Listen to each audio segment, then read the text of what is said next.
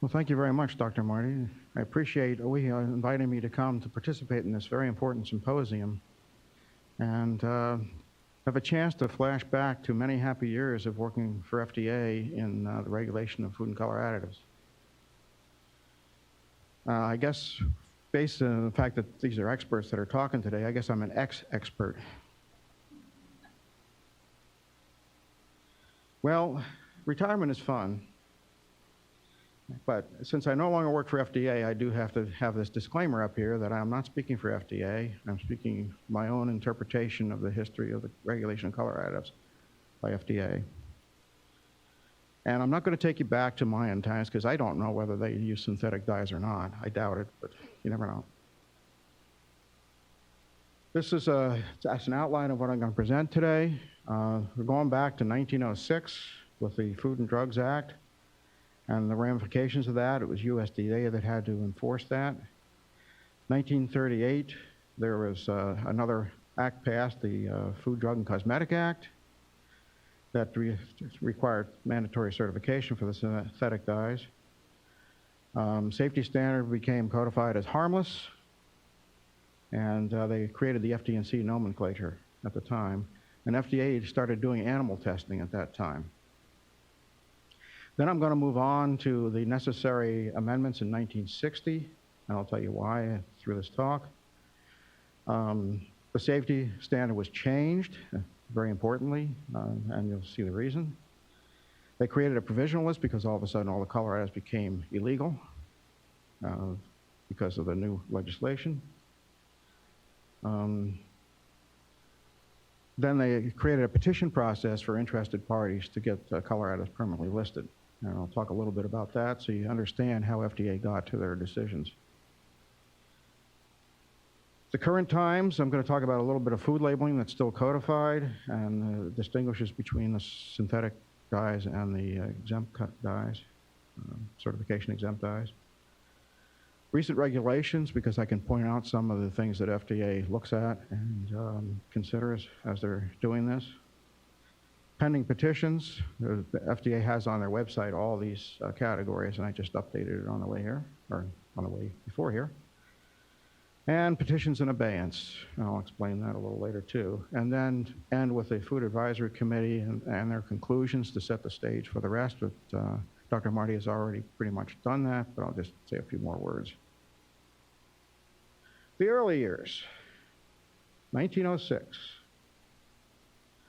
This act prohibited interstate commerce in misbranded and adulterated foods, drugs, and drinks. Use of poisonous or deleterious deleterious colors in confectionery were also banned or prohibited. And the coloring of or staining of food to hide deficiencies in the food or lack of quality, adulteration or whatever, or damage. Burden was placed on USDA's Bureau of Chemistry at the time. They hired Dr. Bernard Hesse, who studied 80 dyes being used in foods at the time. And of course, USDA had the enforcement authority then for the new act. They issued, first of all, in 1907, Food Inspection Decision number 76 in January of 1907, and they listed 7 permitted colors considered safe by Dr. Hesse. Here they are. You might notice that only 2 of them are still allowed now. The rest of them went by the wayside either before the 1960 amendments or after. I'm not going to read them all because I'll save some time that way, but you can see what they are. Well, maybe you can't. Can you read those back there? Okay, good. More inspection decisions came, food inspection decisions came from USDA over the next several years. Another one in 1907 established a voluntary certification program, which you're now familiar with is not voluntary. Another one extended the definitions of batches and mixtures. And another one officially recommended the use of certified colors in foods. And the last one, authorized repackaging, which allows a company to buy a certified drug and go through steps to be able to market it as a certified drug as well, or food, color additive as well. 1912, there's a growing play to expand the list of allowed colors. So Dr. Hesse in USDA Bulletin number 147 came up with his ideal of what should be listed. Ideally, perfect permitted list should contain only such colors as have each been examined physiologically, separately, and specifically, and their harmlessness determined by actual test. He also published the following rules for, in that same bulletin. Following colors should not be permitted for use in food. All colors which have not been physiologically tested upon animals or man, coal tar colors which have been examined physiologically but have been declared to be doubtfully harmless or with contradictory results. There was an important case back in 1914 involving food additives, the U.S. versus Lexington Mill and Elevator Company. The Supreme Court ruled that there had to be a relationship showed between the additive and its alleged cause of harm before it could be banned from food.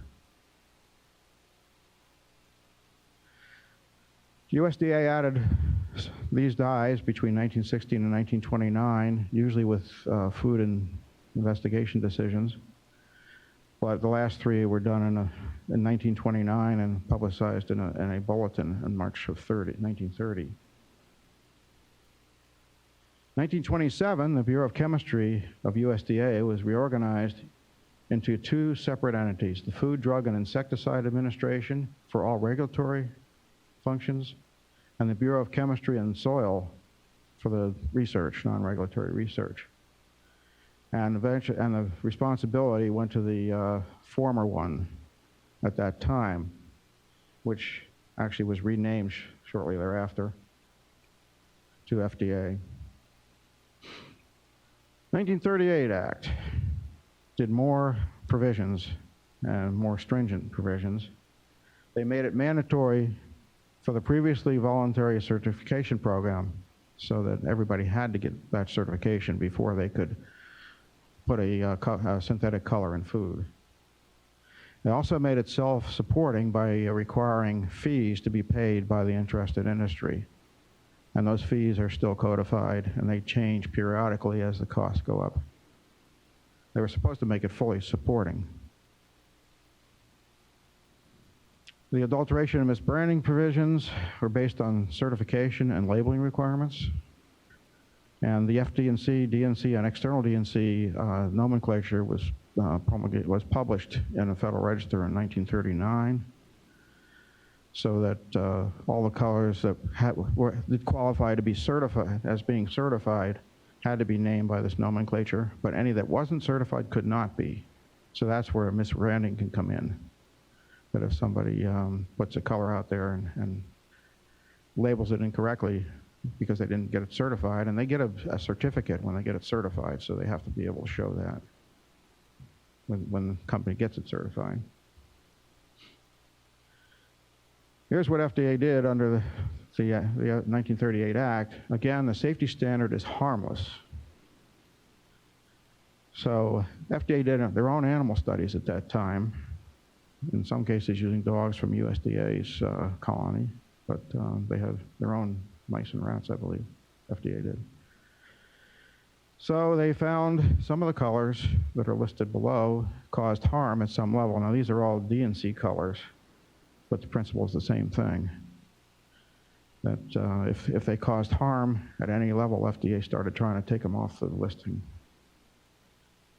And it was challenged by industry, of course, and Supreme Court made a ruling on December 15th, 1958, that FDA was correct. Harmless meant harm at any level. So that caused some rethinking in Congress, and by probably spurred a little bit by industry, that was actually considered also in the 1958 Food Additive Amendments, where they redefined safety as listed on the slide. The concept of safety used in this legislation involves the question of whether a substance is hazardous to the health of man or animal. Safety requires proof of a reasonable certainty that no harm will result from the proposed use of an additive. It does not and cannot require proof beyond any possible doubt that no harm will result under any conceivable circumstance. The 1960 color additive amendments made a much broader definition of the color additive. It's any dye, pigment, or other substance of vegetable, animal, mineral, or other source that can impart color to a product. And this includes food, drugs, and cosmetics at this time as well. 1976, the medical device amendments also included some medical devices where there's direct contact with the body for a significant period of time. Interestingly, sutures were considered drugs before that, and then they became medical devices. So it was not just the coal tar colors that were subject to this regulation, or this legislation. And again, reasonable certainty of no harm was carried over from the food additive amendments that happened 2 years earlier. And there was an authorization for exemption from batch certification that was also part of this legislation. Because every color became illegal at the passing of that legislation, it also included an extra clause that created a provisional list that was put on so that testing could happen while the colors could still be marketed. There are more than 200 color additives put on it, and this legislation also required a petition process for gaining permanent approval of the color additive. Provisional list allowed all color additives in use in 1960 to continue use while testing was conducted. Even some of the colors that FDA had started to take action against were put on the provisional list. But it did require a sponsor, what they called an interested party, to sponsor this, whatever is needed to get these allowed. And as I said, the interested party had to submit a petition. The original thought was that this list would last for about 2.5 years, and all the testing that needed to be done would be done. Well, there's still 3 entities on the provisional list today. It's a little bit longer than 2.5 years. And those are actually, FDA decided to try to take those on. Those are the lakes of the synthetic colors. A lake is just an insoluble pigment made by putting the soluble dye on a substrate under certain conditions, so that renders something that's insoluble when you need a pigment instead of a dye. The interesting part is that the provisional list allowed for a forthwith termination of the provisional listing, which would take that product off the market if harm was found in any of the, if a significant harm was found in any of the studies. But it's possible also for something that causes harm at some level to be considered safe because the exposure is lower. We'll get into a little bit of that, but so will some of the subsequent speakers. There were about 233 color additives that appeared on this list. However, in its infinite wisdom, FDA decided the previous studies that they had were not adequate by the current standards at that time, so they required new chronic studies on any of the provisional listed colors. And these were more state-of-the-art at the time. They included in utero exposure, a couple of different species, and chronic exposure, and larger dose groups, and also, let's see, also more pathology. Now to talk about the petition process a little bit. I'm just going to read from Part 71.1, the list of what it's compiled from that regulation of what is needed to support the petition. You can read it yourself too, I guess, if you can see that far. Identity of the proposed color additive, physical, chemical, and biological properties, chemical specifications, manufacturing process description, stability data, intended uses and restrictions, labeling, tolerances and limitations, analytical methods for enforcing chemical specifications, analytical methods for determination of the color additive in products, identification and determination of any substance formed in or on products because of the use of the color additive, safety studies, estimate of probable exposure, proposed regulation, proposed exemption from batch certification if appropriate, an environmental assessment or claim for categorical exclusion under NEPA, and the appropriate filing fee, which has been kept very low but still has to be paid. Now a little bit about the petition process. Petitioner must submit data demonstrating the safety and suitability of the new color additive or new use. Suitability is such a thing like if you had a color that is damaged by the sun or decomposed by the sun, it would not be suitable for sunscreen, for instance. That would be unsuitable. FDA evaluates the data in the petition, public comments to the petition, and other relevant data in FDA's files. That means, of course, that FDA has to issue a public notice, and they do that once they've determined that they can go to a full review. And that tells people what's going to happen, and they can comment on it. If it goes further, they go to a final review, and then people can object to a final rule. And I'll tell more about that later. FDA calculates an estimated daily intake based on the intended the uses, the products it's being used in, the amount that's being used, and some information they've gathered on surveys of how much of each product is consumed or used by people. They also calculate an acceptable daily intake, ADI, based on the animal studies and usually the highest no-effect level in the most sensitive species, and apply safety factors that can range from 100 on up, depending on the duration of the study and the quality of the study and the type of animal that's used. Okay, also in a petition process, the decision is made about batch certification, whether it's necessary or not. And this is based basically on the reproducibility of the manufacture of the color additive and the concern with the toxicity of the impurities.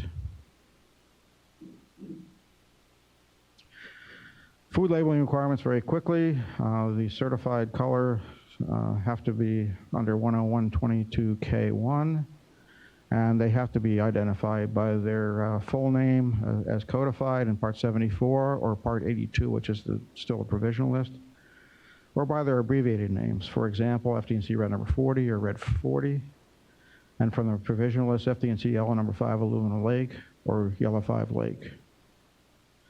An alternative name may also be included, but it's in parentheses, and it could be the common name, such as tartrazine for Yellow 5, or the European E numbers. For the exempt colors, it's a lot less definitive. It can either be artificial color added, or colored with, and then you use the name in Part 73 for what the color additive is. And there is a provision if the name is specifically required by regulation. And I have a couple of examples of that. And we also have an example of an exemption which was from the dairy industry. The color additives do not have to be declared on the labels of butter, cheese, or ice cream unless required by 73 or 74. So 74705 requires Yellow 5 to be specifically required to be declared on the label of a product it's in. And interestingly enough, 73.100 for cochineal extract, which has a lake called Carmine, also is required to be labeled because they have found some allergic responses to that color. It's based on possible allergenicity and so forth, and maybe neurotox or toxicological effects if we find there are some today, this few days. Recent regulations for food color additives. August 1st, 2019, Impossible Foods introduced soy-like hemoglobin as a color additive in ground beef analog products.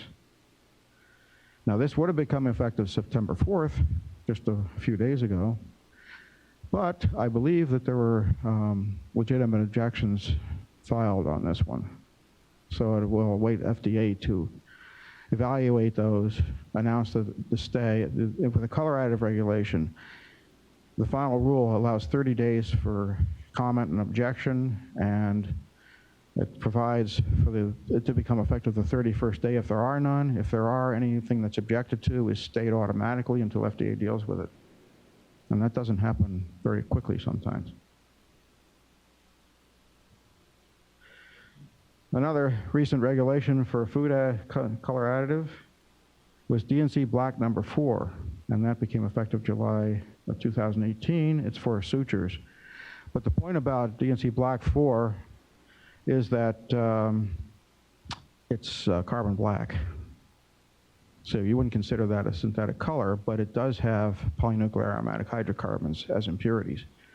And when FDA evaluated this petition for DNC Black 4, they decided it needed that certification. Actually, there were some other uses that were done before that that were more exposure, so they did have to do it. September 25th, 2018, DNC yellow number 8 for contact lenses, and effective. It's just another DNC color. And this one, there's a mistake on this slide. 21 CFR 73.200 is the regulation. And the color additive is called synthetic iron oxide. Wait a minute. This is, I'm sorry, I've jumped ahead of the slide. This is lead acetate, and this is a petition from the citizens, the Environmental Defense Fund, and a whole bunch of others that would have swamped the slide. So, and they've asked for FDA to remove that. They published the final rule, and there were objections to that, of course, by industry. So right now, and those objections were announced in April 1st, 2019. So now, and they put the lead acetate back on, regulation back on in this. It is 2396. I'm sorry. This is the one that has the mistake. That should be 200, 73.200, and it's synthetic iron oxide in color additives, including dietary supplement tablets and capsules. And that says synthetic on there, but then it's not a certifiable color. Petitions pending, and this one is a carryover of a mistake because I think that they haven't taken it off the FDA's list of the food color additive petitions that are pending, because the one from ColorCon is still on here, and obviously it became effective, so it's not on here anymore, but it was late in the year.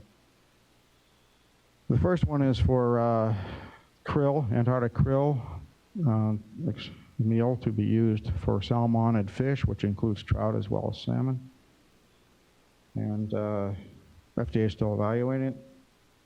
The third one down is for a color for eyebrows, it's silver nitrate. And the fourth one down is a very interesting one, butterfly pea extract, or pea flour, for use in food. And right now, any one of these could actually become subject to batch certification if the analysis warrants that. So that's a point you should think about. Color additive petitions in abeyance. What happens is if FDA rejects a petition during a review after it's been filed, then they can get the company to agree to put it in abeyance, because FDA is going to do no further work until they get the data they asked for. So. And sodium, another one of interest for food is sodium copper chlorophyllin. Foods generally, with the exception of meat, poultry, fish, and standardized food. So that might be of interest to the people who don't like certified colors. 2011 Food Advisory Committee, Dr. Marty gave an introduction to this already, so I'll just quickly read it. This is the next to the last slide. Existing data do not establish that dyes cause hyperactivity or other adverse behavior in children, was the first conclusion. Second one was a warning statement is not justified on labels, but they did ask for additional studies, developmental neurotoxicity testing, and a better assessment of dietary exposure. So FDA has done an assessing of the safety studies on the certified color additives that already exist. They've evaluated the results from literature research on neurotoxic effects of sodium benzoate, which was a component of some of the studies that tested for behavioral effects. And they collected data on amounts of certified color additives used in food. The International Association of Color Manufacturers surveyed their typical use levels from their members, and FDA did analysis of food for levels, and has published at least one article on that I'm aware of, and Dr. Dole will probably say something about that in her presentation. So with that, I thank you very much for your attention, and I hope everybody's still awake, because it's not it's kind of a dry topic.